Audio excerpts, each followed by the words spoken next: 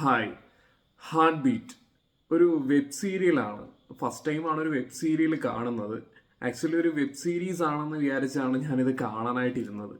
പക്ഷേ അങ്ങനെയല്ല.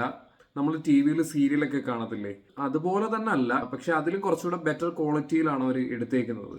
ചില ഭാഗങ്ങൾ കാണുമ്പോൾ വിചാരിക്കും ഇതൊരു വെബ് സീരീസ് ആണോ, അതുപോലെ തന്നെ ചില ഭാഗങ്ങൾ കാണുമ്പോൾ വിചാരിക്കും ഇതൊരു വെബ് സീരിയൽ ആണോ എന്ന് നമ്മൾ വിചാരിക്കും. അപ്പൊ അങ്ങനെ ഒരു വെബ് സീരിയലാണ് ഹാർട്ട് ബീറ്റ്.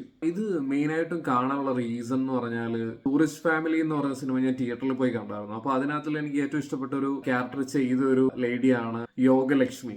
പുള്ളിക്കാരുടെ എക്സ്പ്രഷൻസും അതുപോലെ തന്നെ ആക്ടിങ്ങും എല്ലാം ഭയങ്കര രസമായിരുന്നു ആ സിനിമയ്ക്ക് അതിൽ.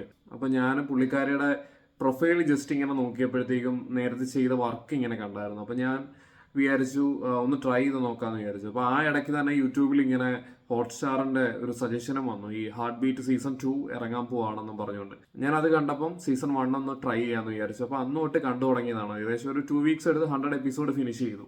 അപ്പോൾ സീരീസിലേക്ക് വരാൻ നേരം ഇതിനകത്തിൽ ഞാൻ പറഞ്ഞ പോലെ യോഗലക്ഷ്മി ഒരു മെയിൻ ലീഡാണ്. അതുപോലെ തന്നെ മലയാളത്തിൽ നിന്ന് അനുമോൾ ഒരു മെയിൻ ക്യാരക്ടർ ഇതിനകത്ത് ചെയ്യുന്നുണ്ട്.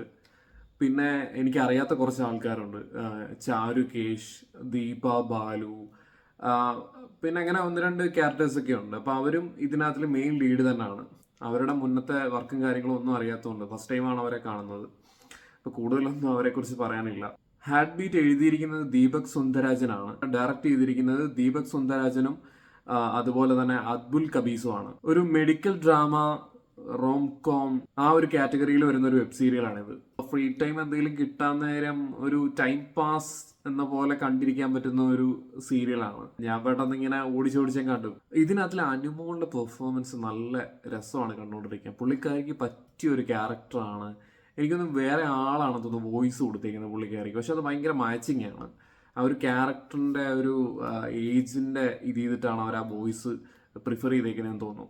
ഇതിന്റെ ഒരു വൺ ലൈൻ എന്ന് പറയുന്നത് MBBSന് ശേഷം ഹോസ്പിറ്റലിൽ ജോയിൻ ചെയ്യുന്ന കുറച്ച് ഇന്റേൺസിന്റെ സ്റ്റോറിയാണ്. അവരുടെ ഡെയിലി റൊട്ടീൻസ്, അവരുടെ ഹോസ്പിറ്റലിലുള്ള കമ്മ്യൂണിക്കേഷൻസ്, റിലേഷൻഷിപ്പ്, അതുപോലെ തന്നെ ഇന്റൻസ് ആയിട്ടുള്ള കാര്യങ്ങൾ, അങ്ങനെയൊക്കെ ഒരുപാട് കാര്യങ്ങളാണ് ഇതിനകത്തിൽ ചർച്ച ചെയ്യുന്നത്. ഇപ്പൊ നമ്മളൊരു ഹോസ്പിറ്റലിലൊക്കെ പോകുന്ന സമയത്ത് ഇങ്ങനെ ഇന്റേൺസ് ഒക്കെ നിൽക്കുന്നത് നമ്മൾ പൊതുവെ കണ്ടിട്ടുണ്ട്. അവരുടെ ഡെയിലി ലൈഫോ കാര്യങ്ങളൊന്നും നമ്മൾ അധികം അങ്ങനെ ചിന്തിക്കാറില്ല. അപ്പൊ ഇതിനകത്തിലോട്ട് വരുമ്പോഴത്തേക്കും അങ്ങനെയുള്ള കാര്യങ്ങളാണ് അവർ ഫോക്കസ് ചെയ്തിരിക്കുന്നത്. പിന്നെ എല്ലാ സീരിയലിലും കാണുന്ന പോലെ ഒരു ഫ്ലാഷ് ബാക്ക് സ്റ്റോറി അവർ ഇതിനകത്തിലും ഇൻജെക്ട് ചെയ്തിട്ടുണ്ട്. അപ്പം നമുക്കത് കാണുമ്പോൾ ചെറിയൊരു ഇത് തോന്നുമെങ്കിലും പക്ഷെ